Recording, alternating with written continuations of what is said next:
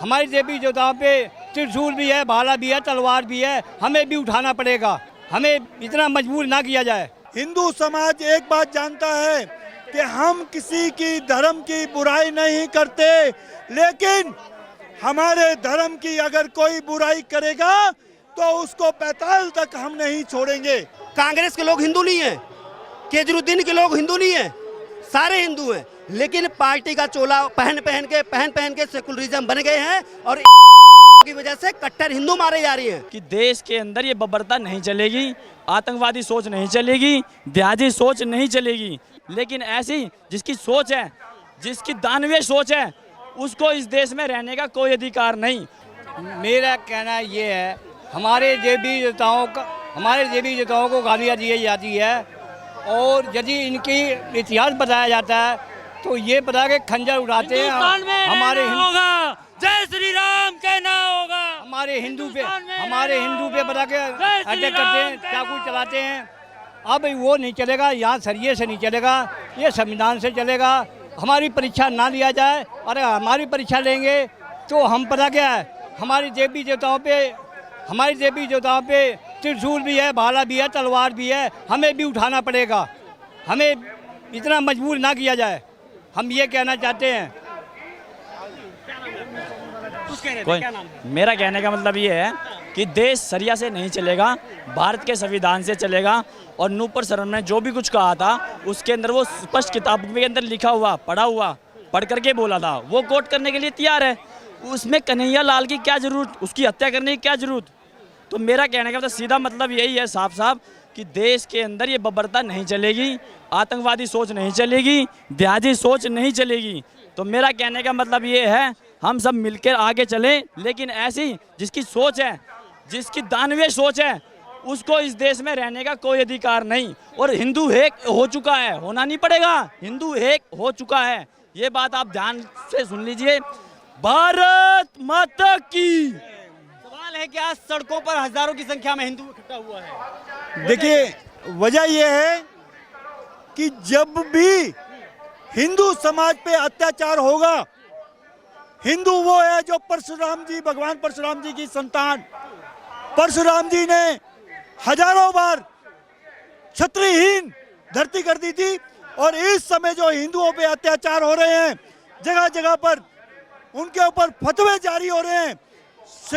कन्हैया कुमार साहू जी के ऊपर जो अत्याचार हुआ, कन्हैया कुमार जी ने राजस्थान की सरकार से, राजस्थान की पुलिस से ये गुहार लगाई थी कि मेरी जान को खतरा है, और उन्होंने कोई हेल्प नहीं करी। कन्हैया कुमार जी को एक हफ्ते तक दुकान बंद करके रखनी पड़ी, लेकिन उनको प्रोटेक्शन नहीं दी गई। उस समय उन्होंने दुकान खोली, ये जिहाद के मानसिकता वाले लोग आए, कपड़े सिलवाने के बहाने उनका सिर को अलग कर दिया गया। इसके विरोध में आज हिंदू समाज एकत्रित हो रहा है और इकट्ठा हो रहा है। हिंदू समाज एक बात जानता है कि हम किसी की धर्म की बुराई नहीं करते, लेकिन हमारे धर्म की अगर कोई बुराई करेगा तो उसको पैताल तक हम नहीं छोड़ेंगे। लेकिन सवाल यह है कि कुछ लोग डराने धमकाने की कोशिश कर रहे हैं। जो हत्याकांड कन्हैया लाल के साथ हुआ है, जो कहानी उनके साथ हुई है, क्या वाकई में बहुसंख्य के समाज को डराने की कोशिश है? देखिए, ये जो नमाज पढ़ते हैं, ये नमाज नहीं पढ़ते, ये अपनी संख्या बल दिखलाते हैं ताकि हिंदू डर जाए, हिंदू खौफ में आ जाए।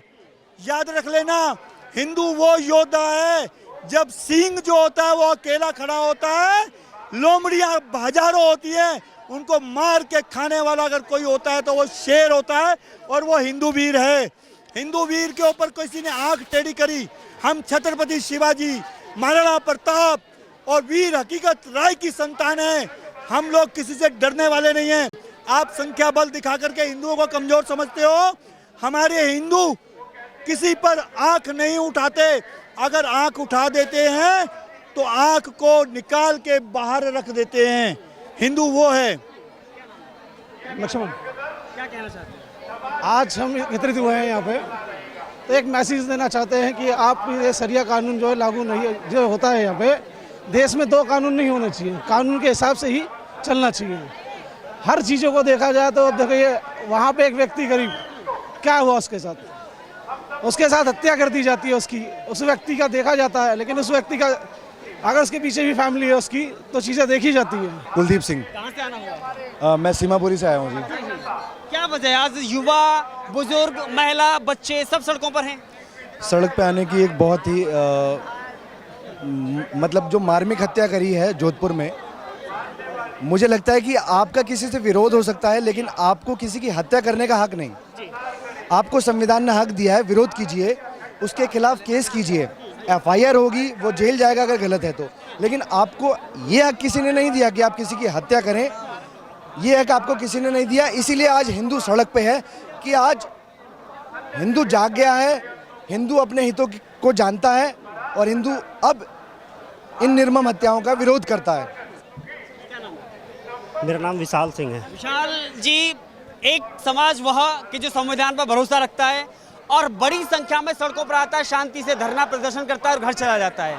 एक समुदाय वो कि जिसको संविधान से मतलब नहीं है, देश के कानून से मतलब नहीं है, जो करना है तालिबानी तरीके से किया और अंजाम पे पहुंचा। उनको संविधान पे या भारतीय कानून पे कभी विश्वास ही नहीं था। विश्वास अगर रहता तो बांग्लादेश नहीं बनता, पाकिस्तान नहीं बनता, विश्वास रहता तो अफगानिस्तान नहीं बनता। उनको शुरू से लगता है कि हम शरीयत चलाएंगे तो एक देश हड़पेंगे, एक देश हड़पेंगे तो हमारी आबादी बढ़ेगी, 10-10 बच्चे पैदा करेंगे, रहने की दिक्कत होगी, कहीं ना कहीं किसी न किसी को मार के अपना पेट पालेंगे ही पालेंगे। उनके मन में हमेशा शुरू से ये रहा है। और रही बात हिंदुओं की, तो हिंदू उनसे नहीं डरते, हिंदू जिहादी से, आतंकवादी से, उन सुअरों से नहीं डरते हैं। डरता है कोर्ट, डरती है पुलिस। उनके जबान पे कोई भी लगाम नहीं होता है। कोई भी विक्टिम, कोई भी वीडियो आता है, कुछ भी आता है, कोर्ट कहती है न्यायिक हिरासत में भेज दो। न्यायिक हिरासत क्या होता है? अरे भाई, हिरासत होता है कि डंडे मार के पीट पाट के उनको टाड़ा लगा दो, लेकिन नहीं, न्यायिक हिरासत में भेजो। कोई भी पुलिस वाला कोई भी किसी भी आतंकवादी के ऊपर हाथ नहीं उठाएगा, ये कोर्ट कहता है। पुलिस क्या कहती है? बोल देना कि मैंने दारू पी रखी थी, मैंने इसलिए बोल दिया, ये पुलिस कहता है। किसी भी मुस्लिम इलाके में कहीं भी आप चले जाओ, देख लो कि वहाँ पे पुलिस कभी किसी की गाड़ी चेक करते हुए देखा आपने? किसी भी मुस्लिम बाहुल इलाके में, किसी भी मुस्लिम बाहुल इलाके से ओवरलोड गाड़ियाँ जाती हैं, बसें जाती हैं, कोई भी ट्रैफिक वाला भी नहीं रोकता है। क्यों? क्योंकि डरते हैं उनसे। हिंदू घर में बैठा हुआ है, कोई भी क्राइम किया हो ना किया हो, धड़ल्ले से घर में जाते हैं, उठाते हैं, गर्दन पकड़ते हैं, गाड़ी में डालते हैं, लेके चले जाते हैं। उन पे चले जाओ, जानते हैं कि अगर वहाँ पे घर में घुसा तो सर फूटेगा, पत्थरबाजी होगी, गोली भी चल सकती है। इसीलिए इनका मन इतना बढ़ चुका है। हिंदू नहीं डरता, हम क्यों डरे भाई? हमारे तुम पुलिस प्रशासन कोर्ट कह दे कि तुम जाके अपना फैसला देख लो, देखो हम कैसे निपटारा करते हैं। हम तो तुम्हारे भरोसे बैठे हैं, तुम हमारे भरोसे बैठे हो। दिल्ली दंगे में क्या हुआ? दिल्ली पुलिस को हम बचा रहे हैं, दिल्ली पुलिस हमें बचा रही है। कोई भी वहाँ पे वीर नहीं था। जिनके हाथ में गन थी ना, वो भी कहीं ना कहीं डरे हुए थे। इसलिए इस कोर्ट के संविधान को बदलने की जरूरत है, कोर्ट के जज को बदलने की जरूरत है। कांग्रेस का बंदा कैसे जज बन गया? वही तो बात है। कांग्रेस का बंदा कौन सी पढ़ाई किया कि भाई विधायक बनने के बाद जज बन गया? वो सेकुलरिज्म सुप्रीम कोर्ट के अंदर है, उनके अंदर वो कीड़ा घुस चुका है जिहाद का, उसको निकालना पड़ेगा। आप इतने बड़े पद पे बैठे हो, आपको बोलने से पहले सोचना पड़ेगा कि आप बोल क्या रहे हो। ऐसे मनमानी चलेगी? उदयपुर की घटना के लिए जिम्मेदार नुपुर शर्मा है। नुपुर शर्मा के साथ तो उसके 100 करोड़ भाई खड़े हैं। ऐसे कैसे नुपुर शर्मा की जिम्मेदारी है?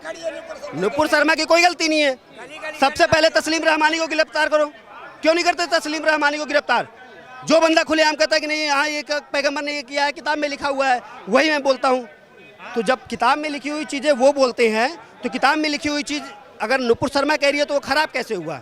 और दूसरी चीज़ कि हमें एक किताब ऐसा बनाना पड़ेगा, एक पढ़ाई ऐसी करानी पड़ेगी जो पूरे भारत में 28 राज्यों में एक ही किताब पढ़ाया जाए, एक ही किताब की जानकारी दी जाए। शरीयत अलग, सीबीएसई अलग, यूपी अलग, बिहार अलग, सब अपने अपने बोर्ड अलग पढ़ा रहे हैं। मदरसे में अलग पढ़ाई चल रही है, कोई तेलुगु में पढ़ा रहा है, कोई मराठा में पढ़ा रहा है। सबको एक ही भाषा की पढ़ाई होनी चाहिए और वो अनिवार्य होना चाहिए। आज के लोग कहते हैं हिंदी भाषा में हमें शर्म आती है बोलने में, तो हिंदी हमारी राष्ट्रभाषा है, तुम्हें यही नहीं पता है, और राष्ट्रभाषा को बोलने में तुम्हें शर्मिंदगी आ रही है। इस कानून को और ऐसे सेकुलरिज्म जज को बदलने की बहुत ज़रूरत है। उनका इलाज क्या है? जिहादियों का इलाज क्या है? जिहादियों का इलाज आप कर सकते हो तो करो, नहीं तो हम तो करेंगे ही करेंगे। मेरे ऊपर कोई चाकू लेके आएगा तो भाई जाहिर सी बात है मैं कानून का और पुलिस का इंतजार तो नहीं करूंगा, अपनी जान बचाऊंगा ही बचाऊंगा। अब चाहे जैसे बचाऊं, चाहे जैसे बचाऊं। कन्हैया लाल का कसूर इतना बड़ा कैसे होगा कि सर धड़ से अलग हो गया? देखिए, कहते हैं ना कि हमेशा, अभी एक समय चल रहा था कि मेरा वाला अब्दुल ऐसा नहीं है, मेरा वाला अब्दुल ऐसा नहीं है। मैं कहना चाहता हूं भारत में लोगों से कि सबका अब्दुल एक ही है। जिस दिन मौका मिला उस दिन तुम्हारा गर्दन गया। तुम्हारा घर, तुम्हारा मकान, वही लोग 5 लाख के मकान हैं तो 10,000 में खरीदेंगे और तुम बेचोगे कायरों की तरह, डर के भागोगे। इसलिए उस चीज़ को अगर बदलना है तो अपने साथ मजबूती से खड़े रहो, एक दूसरों का साथ दो। आज हम कहते हैं जय श्री राम, कहते हैं अरे वो तो हिंदूवादी नेता है, अरे वो तो भाजपा का नेता है। अरे सेकुलरिज्म मैं कह रहा हूँ, तुम भी तो हिंदू हो। कांग्रेस के लोग हिंदू नहीं हैं, केजरीवाल के लोग हिंदू नहीं हैं, सारे हिंदू हैं। लेकिन पार्टी का चोला पहन पहन के सेकुलरिज्म बन गए हैं और की वजह से कट्टर हिंदू मारे जा रही हैं। इनकी देन है ये। वो आज तक कहते हैं कि ईद में हम किसी हिंदू से नहीं लेंगे राशन, लेकिन हम कोई भी त्यौहार आ जाए जाके उन्हीं के यहाँ से लेंगे राशन। क्यों? हमें तो हिंदू चारा भाईचारा दिखाना है। तो ये हमारे मन में जब तक कीड़ा रहेगा हम ऐसे ही लोग जाएंगे। कमलेश तिवारी में 11 लोग पकड़े गए थे, 5 छूट गए हैं। दिल्ली में रेप करने वाला जिहादी को केजरीवाल सिलाई की मशीन दे के आते हैं कि वो नाबालिग हैं। इस मानसिकता को, इस कानून को बदलना पड़ेगा, तब जाके हिंदुओं की आवाज़ बुलंद होगी।